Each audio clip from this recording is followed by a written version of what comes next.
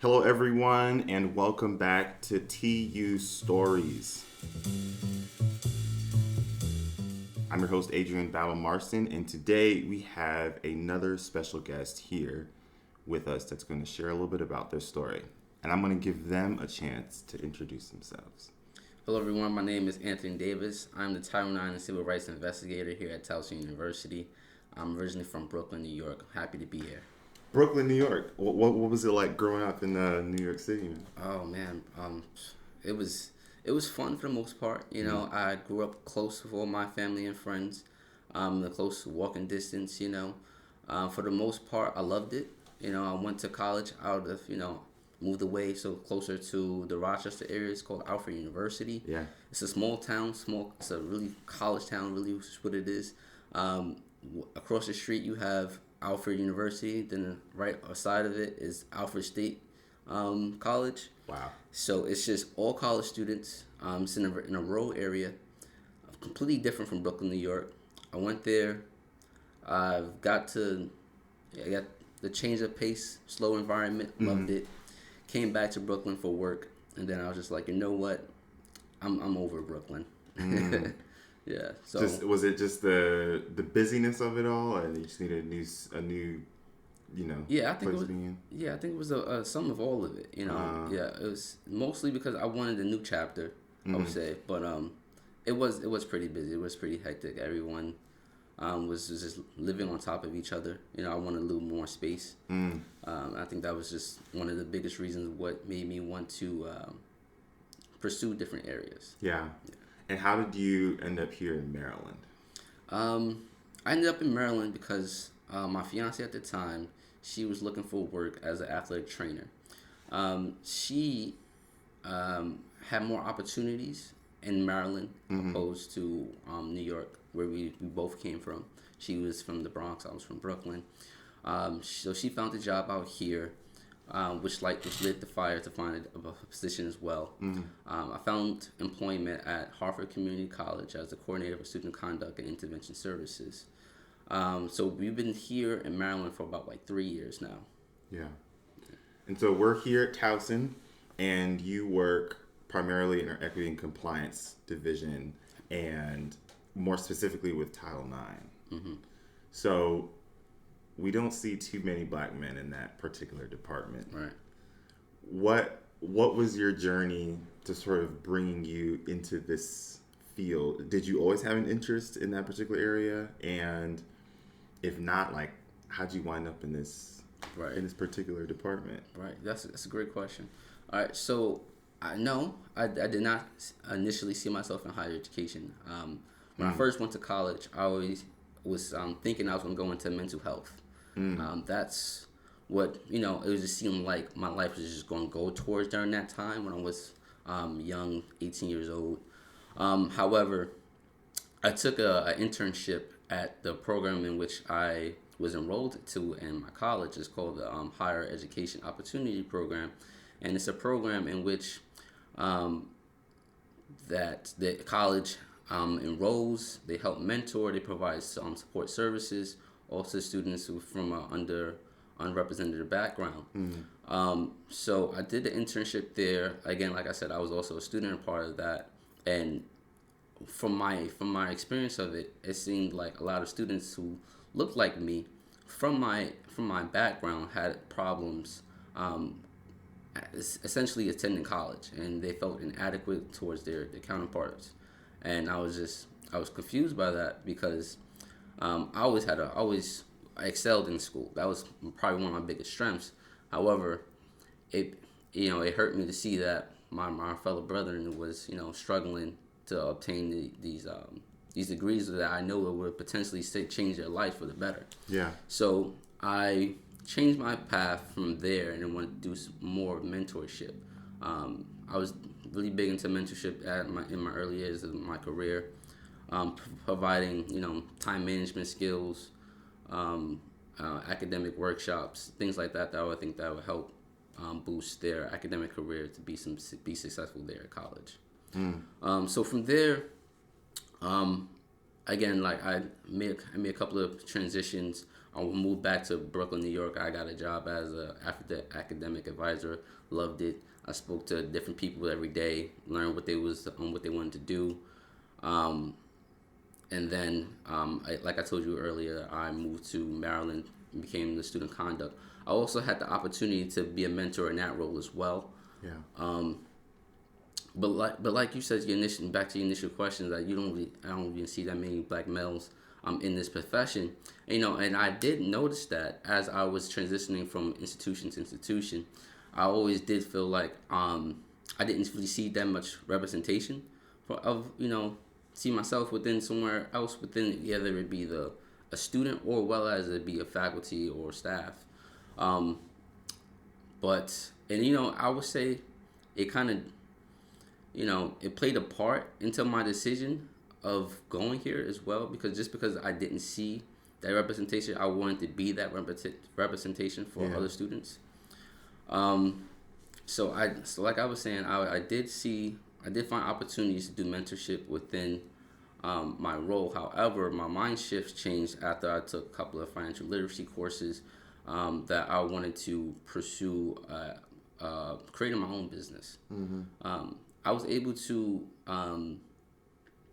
decide on a career path within Title IX. Specifically, what I'm doing now is when I retire from Towson, I plan to create my own business, in which case I will be a consultant for 2 years in 4 institutions that provides them knowledge and consulting on Title IX regulations, as well as hire Title IX advisors as well as Title IX adjudicators as well, if the college so needs it. Yeah.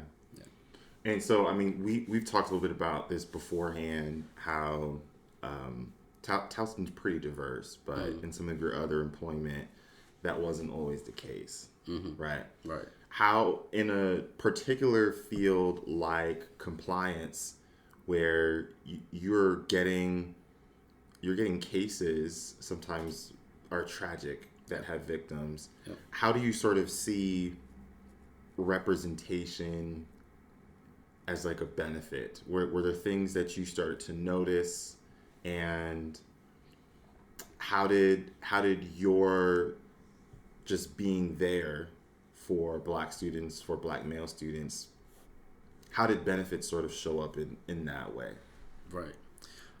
So I haven't, in my cases, in my investigations, I haven't interacted with a person of color within that formal investigation. However, during my presentations, in which case I would present on Title IX regulations, I did have multiple students of color have come up to me with questions, and I did think that it was, part of just my existence as a black male, invited other black males to come to and ask me questions about the information that I was presenting. Also, on information that that's not really my specialty.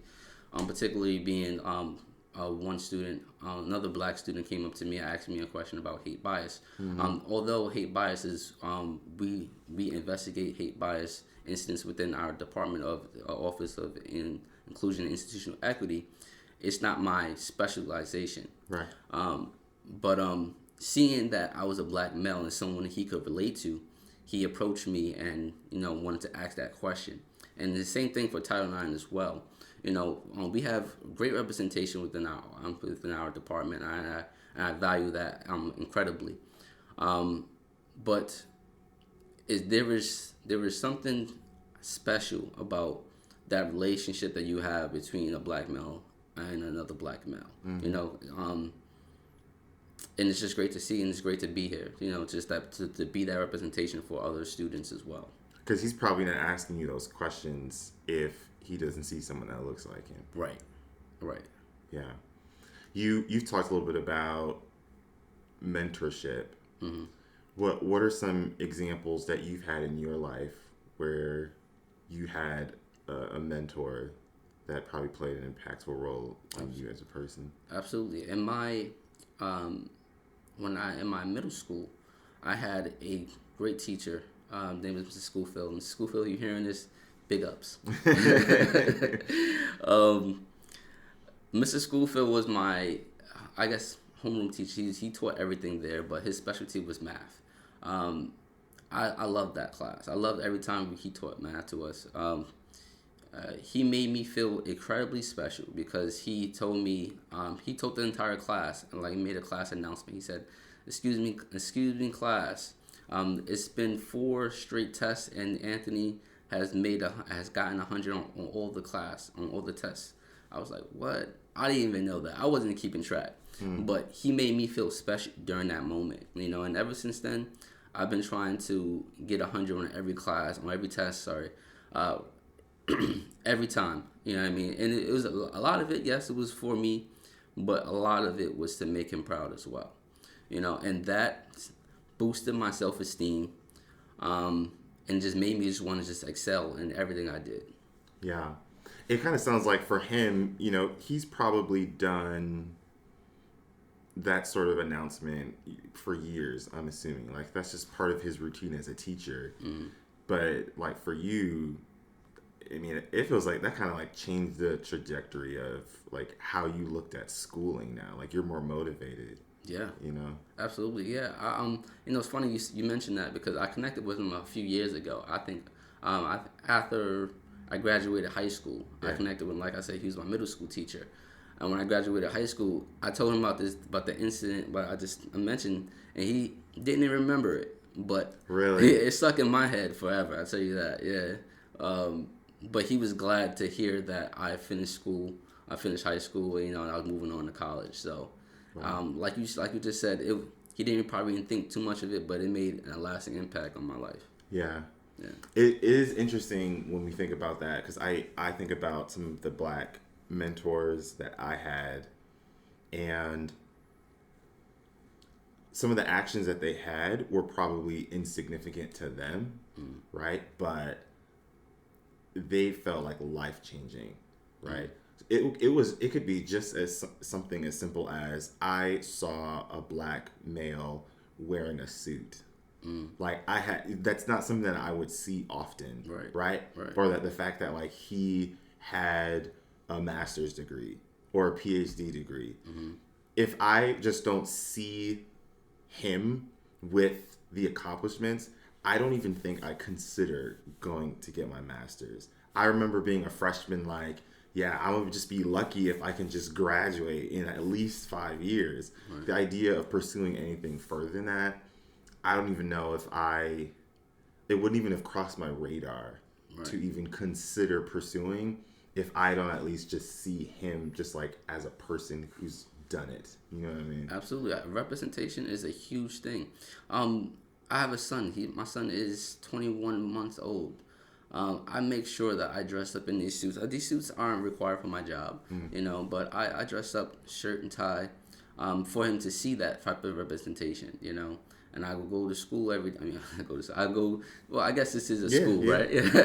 But yeah, but I go to work every day, I drop him off, and I make him see that. I even have him watch me as I tie my ties because I think that's also important as well.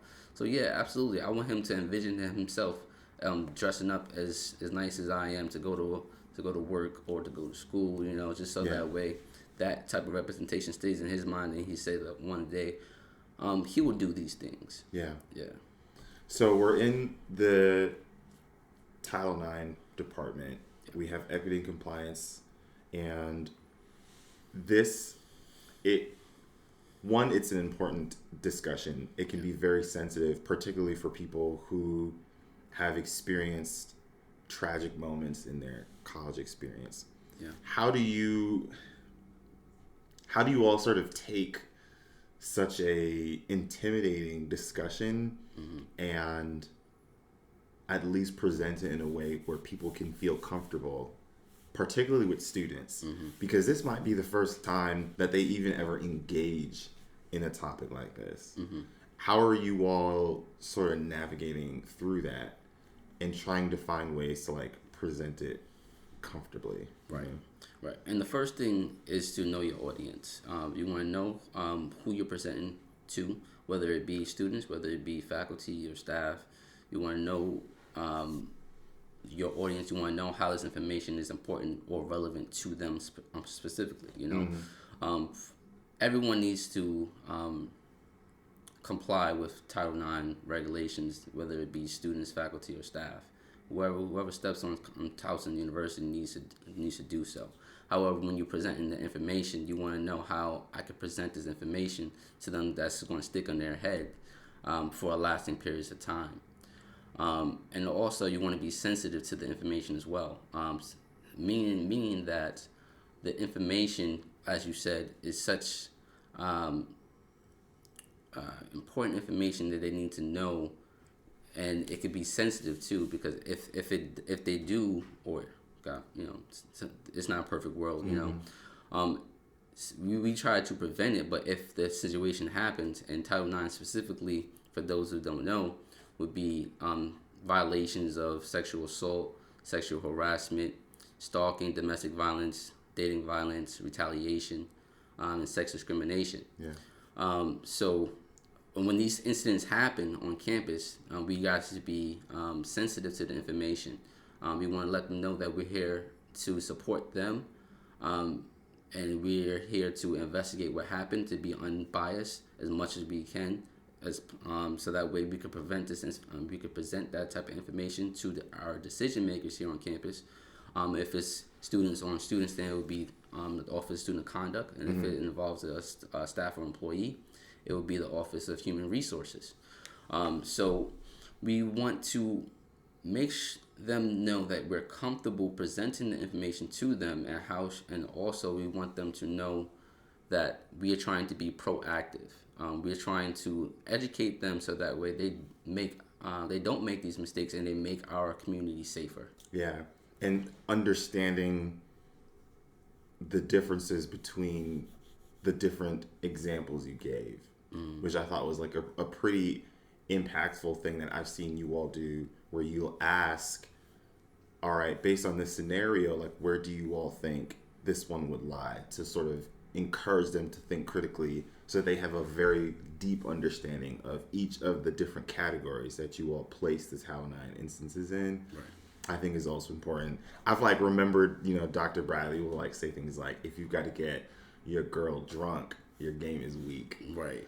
I've heard students repeat that multiple times, and it's kind of funny and catchy, but it's a long lasting statement that sticks in their head. Right. You know what I mean? Yeah, absolutely. Yeah. So those are the type of things that we say, with our intention that it stays in someone's head. Yeah. Again, that's also plays into part of, you got to know your audience. Mm-hmm. So when we're speaking about Title IX violations to students, we want to put some comedy in there, so that way it seems less scary, less threatening. So that's why we put some comedy in there, so that way it seems off just like as a conversation and not more of a lecture. Because when things are a lecture, it just seems like another class. Sometimes right. Students might doze off in class. Yeah. Students might doze off on this lecture. They might doze off on my training. So that's why a little bit of comedy in there is appropriate, especially you got to know your audience. So what is the best way? What are some of the best ways that students can reach out to you? Yeah, absolutely. Some of the best ways is, of course, email. We have a Title IX email, which is Title IX, Roman number, so IX at Towson.edu. You can also reach out to us online. We have a portal where you can submit a formal complaint. Mm-hmm. You could come in person. Our building, we are located in Administration Building, room 214. And then lastly, you could call us on our phone. Yeah. And what if there's this a scenario where, let's say a student just needs to process an incident that just occurred. They're not sure if they want to go through the formal, approach. Who do they go to for that? Mm-hmm. So yeah, if they want to just talk it through, the best people to talk to would be a employee within the counseling center or the health center. Those individuals are not mandated to report any type of sexual assault, or any other Title IX violations. So they are able to keep that, whatever you say to them, confidential. If they mention any type of sexual assault or any other sexual misconduct to an employee on campus that's not involved within the counseling center or the health center, then they are what we call responsible employees, in which case they are mandated to report whatever you tell them to our Title IX coordinator. So anyone that does not work in the health counseling center, they're obligated to come to you all and inform you of what they were just told. Correct. Gotcha. Yep. Okay. And last question, where can we find resources on this topic for students that want to learn more information about this? Absolutely.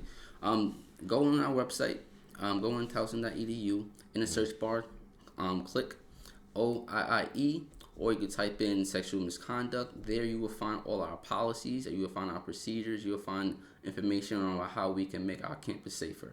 Cool. Anthony, it is a pleasure to have you here with us. Thank you so much for your time. I appreciate that, Adrian. Thank you. All right. If you'd like to learn more about this conversation, feel free to look in the description of this video and we'll have links for you to check out. Thank you all again, and we'll see you next time.